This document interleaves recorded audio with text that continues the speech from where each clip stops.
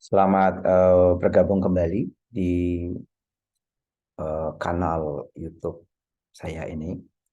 Hari ini kita akan kembali melanjutkan pembahasan tentang atau ingin melihat kembali kondisi pasar ya. Dan saya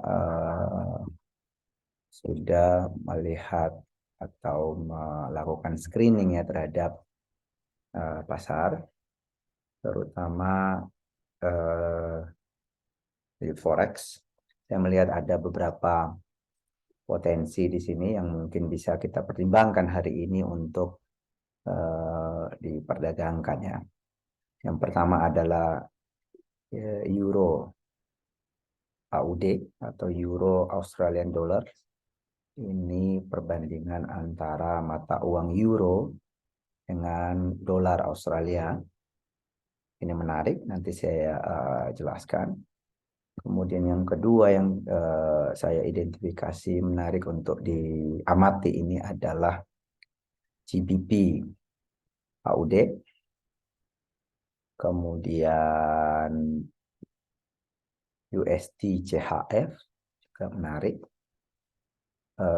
dan yang terakhir adalah gold atau XAU USD. Tapi saya tidak akan membahas semuanya, saya akan membahas satu saja yang menurut saya di antara keempat pair ini yang paling potensial atau yang paling menarik untuk dilihat adalah Euro AUD. Kita lihat pertama kali dari time frame yang terbesar, yaitu daily ya. Kita lihat di sini daily, walaupun kita lihat di sini ya bahwa 5 indikator di dalam Ichimoku Cloud, Ichimoku Kinko-hyo itu menunjukkan tendensi pasar saat ini sedang bullish.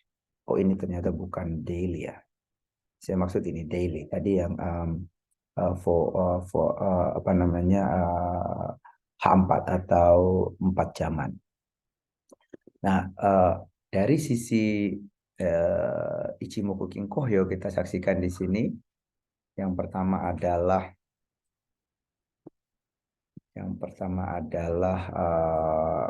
Tenkan-sen atau garis ya, warna biru ini kita melihat di sini garisnya naik. Kemudian yang kedua Kijun-sen yang warna merah juga mengarah ke atas. Jadi ini artinya dari sisi short term atau dari sisi jangka pendek maupun jangka menengah, ini semuanya mendukung asumsi bahwa kekuatan buyer sekarang itu lebih dominan daripada sellers. Lalu kemudian kita lihat di sini Senko Span A dan Senko Span B juga naik. Dan jarak di antara keduanya ini semakin membesar dan secara umum juga kita lihat mengarah ke atas. Yang terakhir adalah Chico Span. Chico Span-nya juga berada di atas candlestick, sehingga secara umum kita melihat bahwa harga memang naik. Indikator yang lain dari daily time frame ini kita bisa melihat, coba kita hapus dulu misalnya indikator Ichimoku Kinko-hyo-nya, lalu kita pakai apa namanya chart candlestick yang telanjang begini, kita juga bisa analisis ya. Misalnya yang pertama kita lihat dari sisi kalau kita melakukan coding, katakanlah ini adalah pergerakan besar dari sini ke sini, ini satu pergerakan besar. Pergerakan ini naik, itu melakukan koreksi. Ketika ia melakukan koreksi, ia koreksinya hanya sampai di sini. Lalu selanjutnya ia kemudian naik. Jadi kita bisa lihat dari sisi ini harga sedang melakukan kalau di dalam Ichimoku itu disebut sebagai N wave atau pola N. Atau juga sebenarnya ini bisa kita andaikan bahwa harga sedang berada di dalam proses membentuk apa yang disebut sebagai pola ABCD. Jadi ini A, ini di sini B. Ya, kita pakai ini yang misalnya di sini ini A, di sini B, di sini C. ABCD itu mengandaikan bahwa jarak A ke B itu akan sama dengan jarak C ke D. Misalnya kita asumsikan bahwa D-nya akan ada di atas sana. Kalau misalnya kita tarik Fibonacci dari sini ke sini, ini kan kurang lebih harga itu retrace, lalu kemudian terpantul itu di sekitar rasio 0,382. Apa artinya? Itu artinya kekuatan tren bullishnya ini sangat kuat dari euro AUD di time frame daily. Kemudian indikator yang lain yang bisa kita saksikan dari time frame daily ini adalah bahwa dia baru saja menembus apa yang disebut sebagai area konsolidasi. Jadi di sini ada harga bertumpuk yang kemudian ini juga biasa disebut sebagai area supply and demand. Jadi ketika ini ditembus ke atas, itu artinya dia keluar dari kondisi keruwetan di sini. Di sini biasanya dipersepsi sebagai pertempuran antara para pembeli dan penjual ya.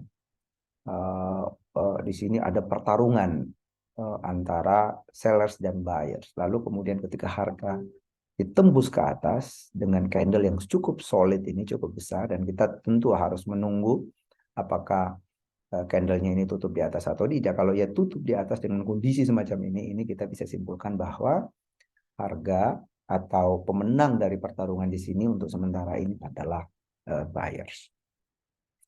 Dan kalau kita zoom out, kita lihat secara potret yang lebih besar, kita akan menemukan di sini bahwa sebenarnya harga juga menembus satu level di sini yang kuat ya. Jadi di sini ada level di mana berkali-kali harga itu berpantul ya. Jadi kenapa di sini ada konsolidasi, harga kayaknya susah sekali apakah naik atau turun. Ini karena ada presiden sebelumnya di mana garis ini itu dihargai, direspek oleh harga.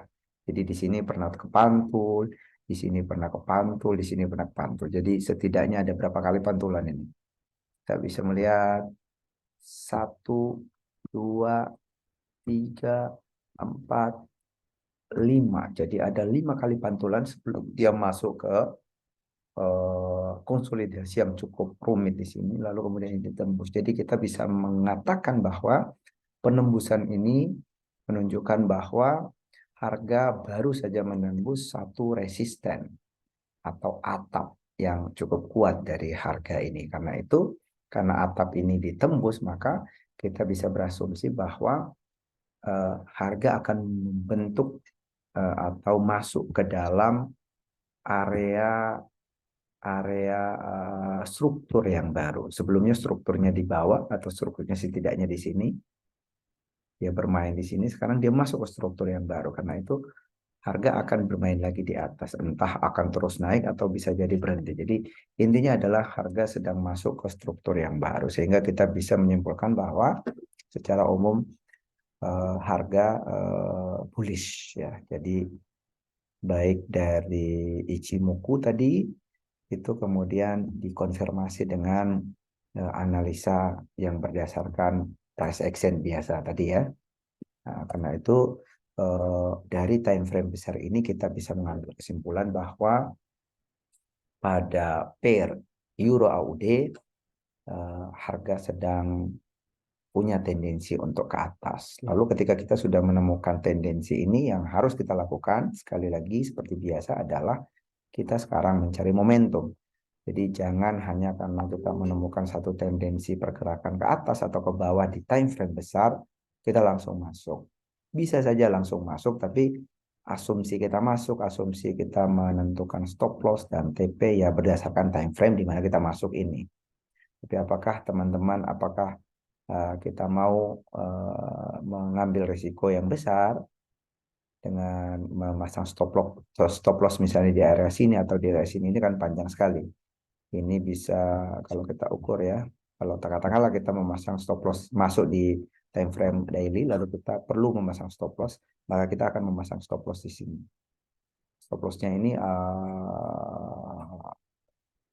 cukup besar, 360. Jadi sangat besar ya. Karena itu kita perlu masuk ke time frame yang lebih kecil untuk mencari momentum. Oke, kita masuk ke time frame lebih kecil ya. Misalnya kita masuk ke time frame 5 menit. Kita cari di sini momentum kita untuk beli. Saya biasanya mencari momentum setidaknya 3 indikator yang saling mendukung. Saya memakai Bollinger Band. Jadi sekarang sedang squeeze ini, sedang mengkerut. Itu artinya ini bisa menjadi penanda bagi kita untuk siap-siap beli. Tetapi harus ada konfirmasi yang lain. Saya misalnya bisa juga menarik garis trend line di sini. Lalu kalau garis trend line ini ditembus, saya bisa masuk. Jadi ada 2 konfirmasi. Pertama dari Bollinger Band, karena dia sudah mengkerut. Lalu kemudian kalau Bollinger Band itu ketika dia mengkerut, maka siap-siap dia akan meledak ke atas atau ke bawah. Nah, jadi saya bisa memasang garis trend line di sini atau sekalian saya pasang target langsung di atas high yang ini. Kalau dia tembus ke atas ini maka saya akan masuk. Itu yang pertama ya. Kemudian selain itu saya bisa melihat dari sisi stokastik. Stokastik ini masih di atas kan. Jadi saya mungkin harus menunggu stokastik turun ke bawah. Lebih bagus kalau dia sampai ke area oversold ini, lalu kemudian terjadi golden cross, di mana garis yang warna orange itu apa namanya ya, menembus atau menyilang garis, menyalip garis warna biru ini, sehingga yang mengarah ke atas, di mana yang di bawah itu adalah garis orange dan yang di atas adalah garis biru. Kalau itu terjadi, maka ini adalah konfirmasi bagi saya untuk masuk ke sini. Jadi ada 3 tadi. Pertama dari Bollinger Band, saya harus tunggu itu. Kemudian harga menembus ke atas resisten ini. Yang kedua, yang selanjutnya, yang ketiga adalah stokastik. Jadi ada persilangan antara yang orange dan biru. Kalau semua itu sudah terjadi, dan saya melihat di time frame lebih besar tadi ada konfirmasi bahwa dia naik, saya meyakini bahwa trennya ini naik, maka saya tidak akan terlalu ragu untuk masuk melakukan buy. Jika di time frame yang lebih kecil ini, time frame 5 menit saat ini saya gunakan, itu ada konfirmasi setidaknya 3 indikator atau 3 konfirmasi yang saya dapat, saya akan masuk. Dan kemudian kalau saya masuk, saya akan memasang, katakanlah saya masuk sini, saya akan memasang stop loss. Di mana? Ada banyak pilihan di sini. Bisa jadi stop loss di bawah sini, jauh, atau di sini, mana saja. Tapi mungkin saya akan mengambil stop loss di sini. Jaraknya tidak terlalu jauh ya. Misalnya kalau kita ukur dari sini ke sini, ya ini sekitar 8 pips. Jadi tidak terlalu jauh ya kalau sampai di sini. Dan ini akan saya kalkulasi. Kalau saya masuk sini lalu kemudian harga turun dan ini kena, saya akan kalkulasi berapa dana yang saya toleransi untuk hilang, untuk kena stop loss. Jadi dalam hal ini saya akan menggunakan yang umum digunakan oleh para traders profesional, yaitu maksimal 2% dari total modal yang saya miliki. Jadi saya akan kalkulasi, misalnya kalau dana saya 10 juta misalnya, maka maksimal 2% dari 10 juta itu 200.000 atau $20. Sekitar $20 saya menoleransi kekalahan. Di luar dari $20 itu saya tidak akan terima. Jadi saya akan menerima kekalahan $20. Jadi saya akan kalkulasi berapa berapa lot yang akan saya masukkan, yang akan saya pakai, agar kalau saya kalah, Agar kalau SL saya kena, itu saya rugi hanya sekitar $20. Kira-kira demikian. Lalu kemudian TP-nya saya akan melakukan yang disebut sebagai trailing stop. Saya kira itu pembahasan kita hari ini. Semoga ke depan kita ketemu lagi atau besok kita akan ketemu lagi dalam pembahasan pasar selanjutnya. Tetapi saya ingin mengingatkan bahwa ini bukan apanya ya, rekomendasi untuk membeli atau menjual atau entry posisi di dalam pair yang saya terangkan ini hanyalah sharing pandangan saya melihat pasar yang ada. Terima kasih, sampai jumpa besok.